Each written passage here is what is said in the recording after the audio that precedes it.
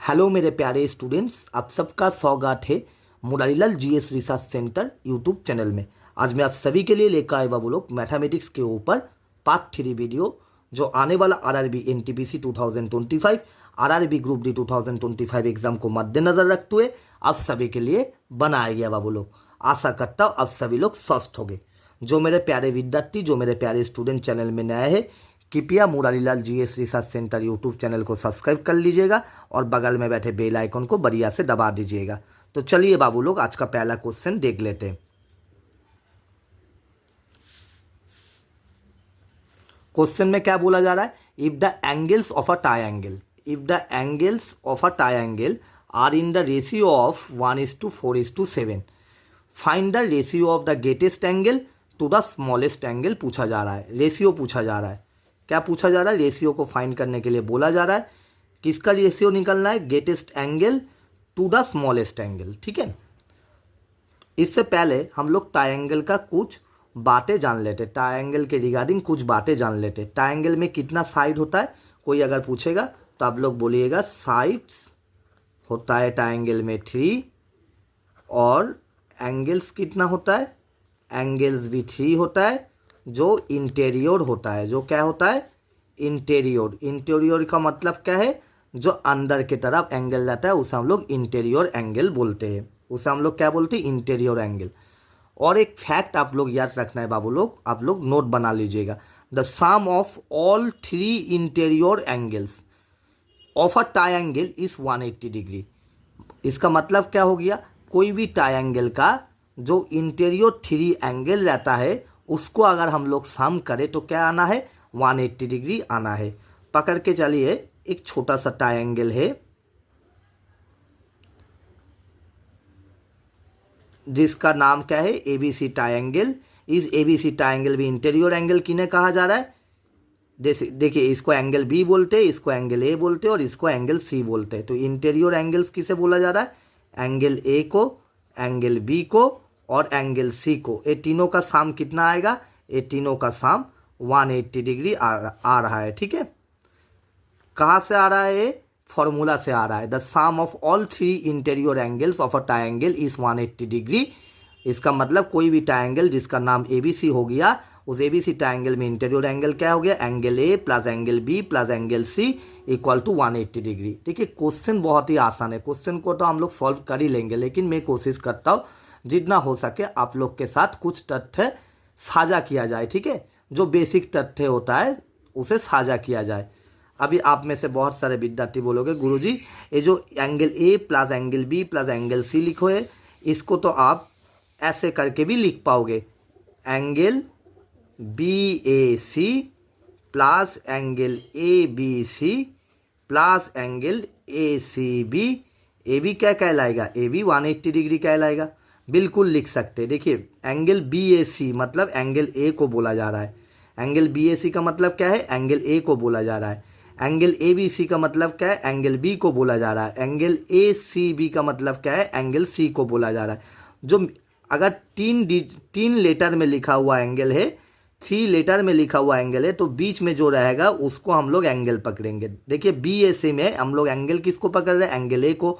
ए B सी में हम लोग एंगल किसे पकड़ रहे हैं? जो मिडिल में है, बीच में जो है, एंगल बी को।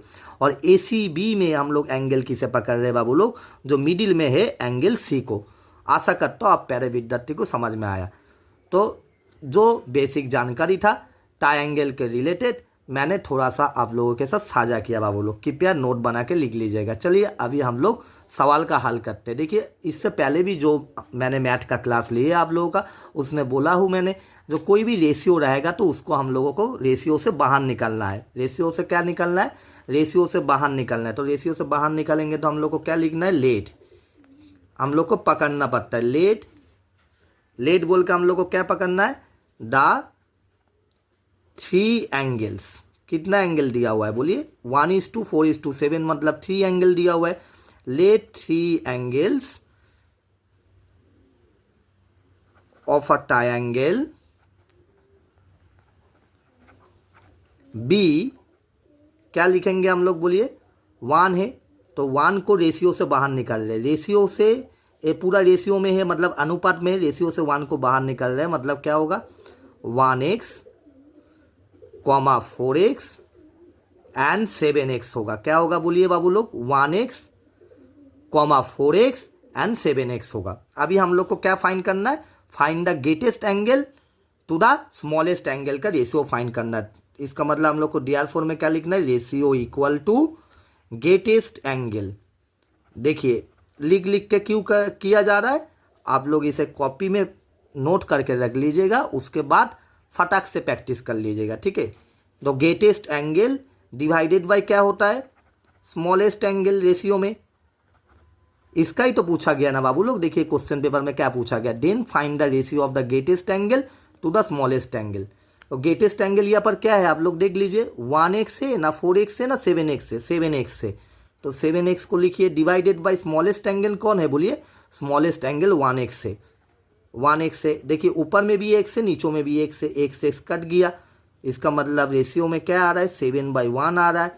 7/1 मतलब इसको अगर रेशियो में लिखना है हम लोग लिखेंगे 7:1। चलिए देख लेते हैं कौन सा ऑप्शन सही जा रहा है। 7:1 मतलब ऑप्शन ए तो नहीं हो रहा है, ऑप्शन बी हम लोग के लिए सही आंसर हो रहा है, ऑप्शन बी हम लोग के लिए सही आंसर हो रहा है। आशा करता बाबू लोग आप लोग को जानकारी अच्छा लगा। अगर जानकारी अच्छा लग रहा है बाबू लोग तो थोड़ा लाइक साइक कर दीजिएगा और अपने बड़े भाई अपने गुरुजी को थोड़ा सपोर्ट कीजिएगा। जो मेरे प्यारे विद्यार्थी नए हैं सब्सक्राइब कर लीजिएगा और बगल में बैठे बेल आइकन को दबा दीजिएगा। चलिए बाबू लोग नेक्स्ट क्वेश्चन देख लेते हैं, बहुत ही महत्वपूर्ण एक क्वेश्चन है। क्वेश्चन में क्या पूछा जा रहा है, if the cost price of an article, cost price of an article is ₹800। कोई भी सामान, आर्टिकल मतलब पकड़ लीजिए कोई भी सामान है जिसका खरीदा हुआ जो मूल्य है, जिसका खरीदा हुआ जो प्राइस है वो कितना है, 800 है। If a 15% loss is incurred on selling the article. देखिए कोई बंदा बिजनेस कर रहा है, कोई बंदा और कोई बंदी बिजनेस कर रहा है। देखिए कुछ तो काम करना पड़ेगा, बिजनेस कर रहा है, वो 800 रुपया में कोई सामान खरीद के लेके आया, ठीक है। लेकिन वो जब बेचा, वो सामान को किसी को बेचा, मतलब सेलिंग प्राइस में क्या हुआ, उसको 15% लॉस हुआ वो सामान बेचने में। मतलब 800 रुपया का सामान जो खरीद के लेके आया था बिजनेस करने के लिए, 15% ससुरा का लॉस हो गया, 15% ससुरा का क्या हो गया, क्षति हो गया, लॉस हो गया। तब उसका सेलिंग प्राइस कितना था जिसके कारण से उसको 15% लॉस हुआ, ये पूछा जा रहा है। सेलिंग प्राइस कितना था जिसके कारण से उसका 800 में खरीदा हुआ प्राइस, 800 में खरीदा हुआ कोई सामान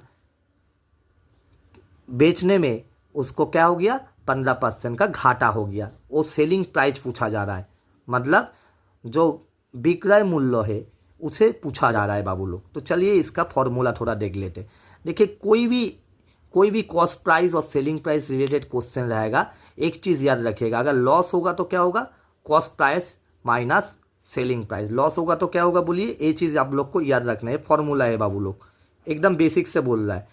लॉस होगा तो क्या होगा, cost price minus selling price होगा, CP माइनस SP। देखिए CP को हम लोग कॉस्ट प्राइस बोलते हैं, SP को आप लोग को सेलिंग प्राइस बोलते हैं। आप लोग के सहूलियत के लिए मैंने लिख दिया। और लॉस परसेंटेज अगर हम लोग को निकालना है तो लॉस परसेंटेज का फॉर्मूला होता है loss percentage equal to loss by CP। Loss percentage equal to क्या होता है, लॉस बाई CP इंटू 100%। ये दोनों बहुत ही महत्वपूर्ण फार्मूला है। देखिए A1 और 2 जो फार्मूला है बहुत ही महत्वपूर्ण फार्मूला है। Loss percentage equal to loss by CP into 100%।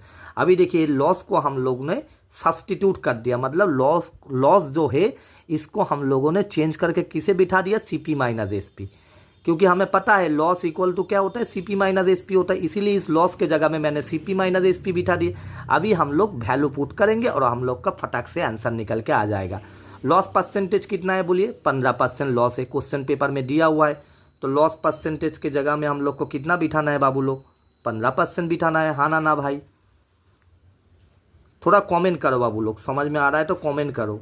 15 लिख दिए मैंने, ठीक है, 15 लिख दिए। CP माइनस SP, CP कितना है बोलिए, CP माइनस SP। तब CP है 800, तो CP को मैंने लिख दिए 800।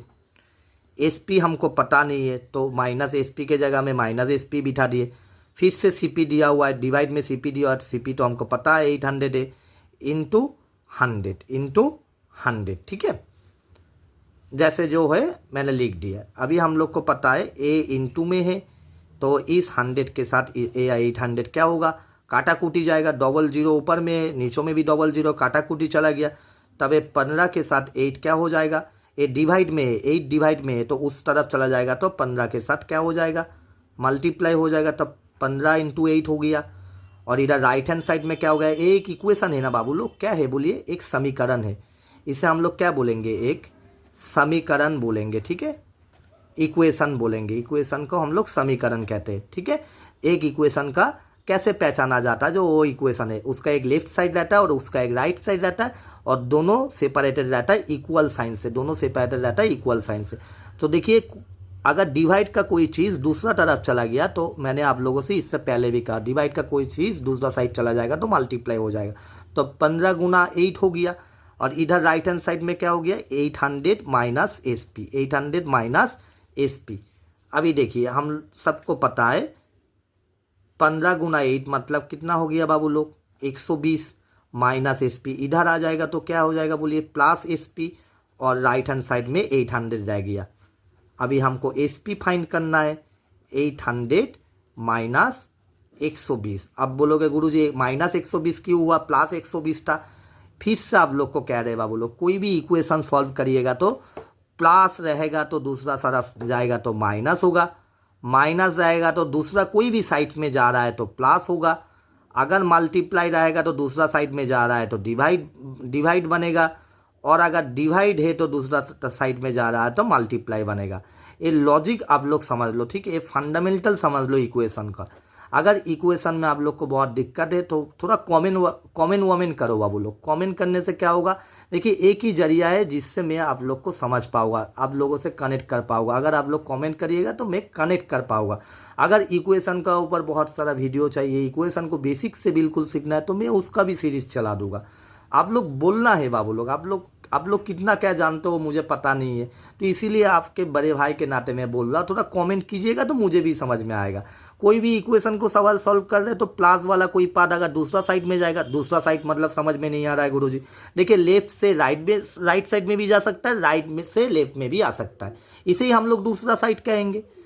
इक्वल को हम लोग क्या बोलेंगे, सेपरेटेड पोर्शन बोलेंगे। लेफ्ट से राइट जा रहा है और नहीं तो राइट से लेफ्ट जा रहा है तो प्लस, दूसरा साइड में जा रहा है तो माइनस, माइनस दूसरा साइड में जा रहा है तो प्लस, मल्टीप्लाई दूसरा साइड में जा रहा है तो डिवाइड, मतलब गुना दूसरा साइड में जा रहा है तो भाग, और भाग दूसरा साइड में जा रहा है तो गुना। इसीलिए प्लस 120 दूसरा साइड में आया, इसीलिए माइनस 120 हो गया। Therefore S P equal to क्या आएगा बोलिए, 800 माइनस 120 मतलब 680 हो गया, 680 हो गया। एस पी इक्वल टू 680 हो गया। कौन सा ऑप्शन सही जा रहा है, 680, ऑप्शन ए हम लोग के लिए सही आंसर जा रहा है। ऑप्शन ए हम लोग के लिए बाबू लोग सही आंसर जा रहा है। आशा करता हूँ वीडियो में कहा गया हर एक जानकारी आप सभी को अच्छा लगा। अगर वीडियो में कहा गया जानकारी अच्छा लगा बाबू लोग तो Murarilal GS research centre YouTube channel को सब्सक्राइब कर लीजिएगा और बगल में बैठे बेल आइकन को बढ़िया से दबा दीजिएगा। अपना दोस्तों यारों के साथ साझा कर लीजिएगा। तब तक के लिए धन्यवाद बाबू लोग।